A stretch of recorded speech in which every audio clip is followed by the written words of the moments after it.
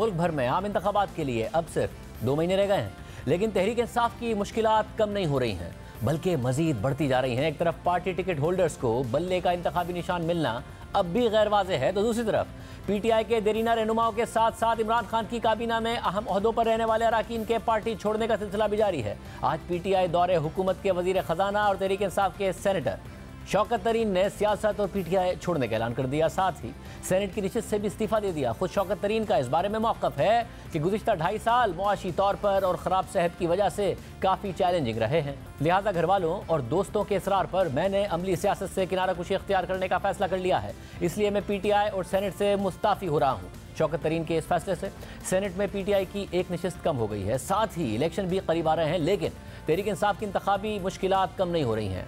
अब भी ये वाज़ेह नहीं हुआ है कि 8 फरवरी 2024 के इलेक्शन में तहरीक इंसाफ को बल्ले का इंतखाबी निशान मिलेगा या नहीं मिलेगा, क्योंकि तहरीक इंसाफ के हालिया इंट्रा पार्टी इलेक्शन मुतनाज़ा होने के बाद अब ये मामला एक दफ़ा फिर इलेक्शन कमीशन के पास पहुंच गया है, जहां आज मुख्तलिफ दरख्वास्तों की इब्तिदाई समाअत के बाद पीटीआई को नोटिस जारी कर दिया गया है। तहरीक इंसाफ के बानी रुकन अकबर एस बाबर समेत कुछ दीगर अरकान की दरख्वास्तों पर आज chief election commissioner Sikandar Sultan Raja की सरबराही में 5 रुकनी कमीशन ने इब्तिदाई समाअत की।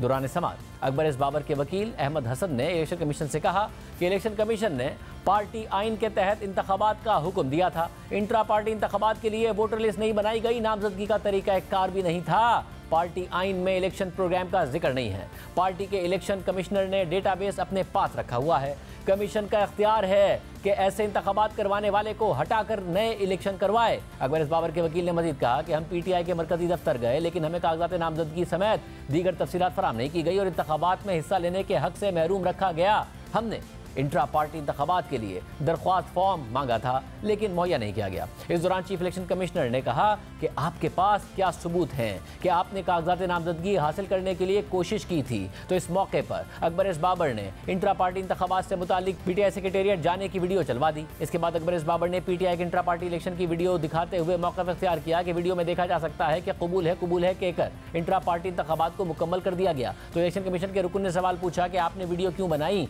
और ये दूसरी पेशावर की वीडियो किसने बनाई। तो अकबर एस बाबर ने जवाब दिया कि जो वीडियो सेक्रेटेरिएट में बनाई गई वो हमारी है, हमने इसलिए वीडियो बनाई क्योंकि हम सबूत रखना चाहते थे, ताहम पेशावर की वीडियो मीडिया की है, इलेक्शन कमीशन चाहे तो वीडियो की फॉरेंसिक करवा ले। इससे पहले भी वीडियो सबूतों पर फैसले हुए हैं। इस मौके पर इलेक्शन कमीशन के एक रुकन ने रिमार्क्स दिए कि इलेक्शन कमीशन का काम ये नहीं है कि बार बार इंतखाबात का हुक्म दे, एक दफ़ा मौका दिया था, यही इंट्रा पार्टी इलेक्शन है तो ठीक है, अगर कुछ गलत हुआ तो नताइज भुगतना पड़ेंगे, आप दोबारा इंतखाबात को तो भूल जाएं, हमने शफाफ इंतखाबात का कहा था।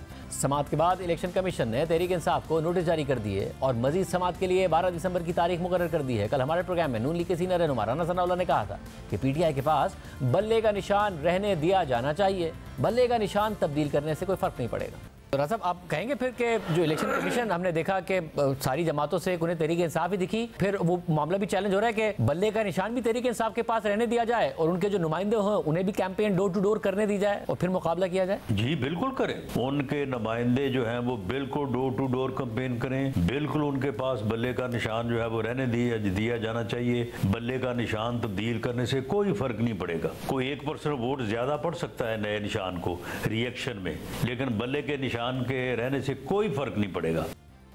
दूसरी जानिब तोशाखाना के तहाइफ से मुताल्लिक नैब ने आज इमरान खान की अहलिया बुशरा बीबी को वार्निंग पर मबनी एक अहम नोटिस भेजा है, जिसमें 3 कीमती तोहफों की तफसीलात बयान की गई हैं और उन्हें पेश करने का आखिरी मौका दिया गया है, जिनमें एक तोहफा 26 जून 2019 का है। ये तोहफा एक चेन और उसमें लगे हुए लॉकेट, कान में पहनने वाले टॉप्स के एक जोड़े, 2 अंगूठियों और 2 ब्रेसलेट पर मुश्तमिल है। नैब के मुताबिक दूसरा तोहफा 18 सितंबर 2020 का है, जिसमें सोने और हीरे का एक नेकलेस, सोने और हीरे का एक ब्रेसलेट, सोने और हीरे की एक अंगूठी और साथ ही सोने और हीरे की 2 बालियां शामिल हैं। जबकि तीसरा तोहफा 21 मई 2021 का है, जिसमें एक नेकलेस, 2 बालियां और एक ब्रेसलेट घड़ी शामिल है। नैब ने बुशरा बीबी से कहा है कि आपको साबिक वजीर आजम इमरान खान की बीवी की हैसियत से गैर मुल्की मौजूदीन से ये तोहफे मिले थे, जिनकी मालियत करोड़ों रुपए बनती है, लेकिन इनकी कीमत को अंडर वैल्यू करवाकर एक छोटी सी रकम अदा करके इन तोहफों को आपने अपने पास रखा।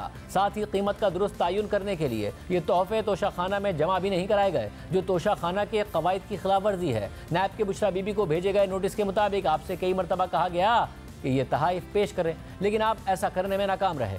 इसलिए आपको आखिरी मौका दिया जा रहा है कि मज़कूरा रियासती तोहफों को पेश करने की गर्ज से आप एक मर्द फैमिली मेंबर के साथ नैब रावलपिंडी में 11 दिसंबर को कंबाइंड इन्वेस्टिगेशन टीम के सामने पेश हो जाएं। ये वादे किया जाता है कि इस ऑर्डर में दी गई हिदायत पर अमल न करने की सूरत में नैब कानून के मुताबिक आपके खिलाफ सख्त एक्शन ले सकता है। तहरीक इंसाफ की मुश्किलात बढ़ती जा रही हैं। इलेक्शन में बल्ले का निशान मिलेगा या नहीं अब भी गैर यकीनी है। बात करेंगे, हमारे साथ मौजूद हैं तहरीक इंसाफ के सीनियर रहनुमा आमिद खान साहब। आमिद खान साहब, बहुत शुक्रिया हमें ज्वाइन करने के लिए। ज़ाहिर है जो हालात हैं, आप इस पर एतराज़ उठा रहे हैं कि पार्टी को सिंगल आउट किया जा रहा है, इलेक्शन कमीशन वो कर रहा है तहरीक इंसाफ के साथ जो किसी जमात के साथ नहीं किया। बाकी सबके इंतखाबात पर भी सवाल उठता है, मगर उस सब के बावजूद इलेक्शन कमीशन ने आज नोटिस जारी कर दिया है, जवाब तलब कर लिया है। क्या मौक़िफ़ होगा आपका? मैं समझता हूं कि तहरीक इंसाफ के साथ नाइंसाफी हो रही है, डिस्क्रिमिनेशन हो रही है, जबकि दूसरी जमातों को इस किस्म के मामलात में नहीं उलझाया गया। हालांकि उनके इलेक्शन तो इससे भी कम एलेबरेट थे और इसके बावजूद भी उनको जो है उनकी पार्टी को इजाज़त भी है इलेक्शन में हिस्सा लेने की, उनको इलेक्शन सिंबल भी दे दिया गया है और पाकिस्तान तहरीक इंसाफ के साथ ज्यादती की जा रही है, उनको उलझाया हुआ है इंटर पार्टी इलेक्शंस के हवाले से एक ऐसी कंट्रोवर्सी में जिसका कोई जवाब नहीं बनता। कानूनी रिक्वायरमेंट सारी तहरीक इंसाफ ने पूरी कर दी है जो कि कानून की मंशा थी, और अब उसको खामखा एक कंट्रोवर्सी में डालना एक ऐसे शख्स की दरखास्त पर जिसका पार्टी के साथ पहले से बड़ी अरसे से एक तनाज़ा चल रहा है फंडिंग के केस से, अब उसके कहने पर उसकी एप्लीकेशन के ऊपर नोटिस जारी करना बिल्कुल नामुनासिब। और आप साहब ये बताइएगा, अगर वर्स्ट केस सिनेरियो हो, माजी में हुआ जमातों के साथ, पीपल्स पार्टी से जब तलवार का निशान लिया गया तो तीर का निशान पे आए और तीर का निशान उनका निशान बन गया। नून लीग शेर के निशान के साथ आई जब साइकिल का निशान मुस्लिम लीग से चला गया। आप समझते हैं कि अगर ले भी लिया गया बल्ले का निशान तो फ़र्क नहीं पड़ेगा या फ़र्क पड़ेगा और आप इसके लिए आखिर तक लड़ेंगे? देखिए, वो एक जायज़ बात है कि जो निशान है इस वक्त लेके जाना जिस बुनियाद पर लिया जा रहा है वो बिल्कुल नाजायज़ है। उस वक्त एक मिलिट्री गवर्नमेंट थी जिसने कि उनसे तलवार का निशान लिया था और वो भी बड़ी नाइंसाफी और ज्यादती थी, इसलिए वो कोई प्रेसिडेंट नहीं है जो पीपल्स पार्टी के साथ हुआ था। और फिर उन्हें मजबूर होना पड़ा, पीपल्स पार्टी को पार्लियामेंटेरियन एक पार्टी उन्होंने ही बनाई और फिर उसको तीर का निशान लेके उसके बैनर के तहत इन्होंने इलेक्शन लड़े। तो ये बात हर पार्टी को मजबूर नहीं करना चाहिए। तो क्या फर्क पड़ता है अगर उसको ओरिजिनल निशान ही रहने दिया जाए तो उसमें क्या हर्ज है? क्यों इस एक झगड़े में उलझा दिया है पाकिस्तान तहरीक इंसाफ को? हालांकि ये वक्त है कि उन्होंने पार्टी ने इलेक्शन की तैयारी करनी है, उनकी लीडरशिप को आज़ाद किया जाए, उनके कारकुनान को आज़ाद किया जाए ताकि वो खुल के पार्टी में जो आने वाले दिनों में इलेक्शन होने वाला है 8 फरवरी को, उसमें वो खुल के हिस्सा ले सकें और अपने अपने हलकों में कैंपेन कर सके और नेशनल कैंपेन भी चलाई जा सके। तो ये मैं समझता हूँ कि बदनीयती पे मबनी है एक पार्टी को खामखा की कंट्रोवर्सीज में उलझाना।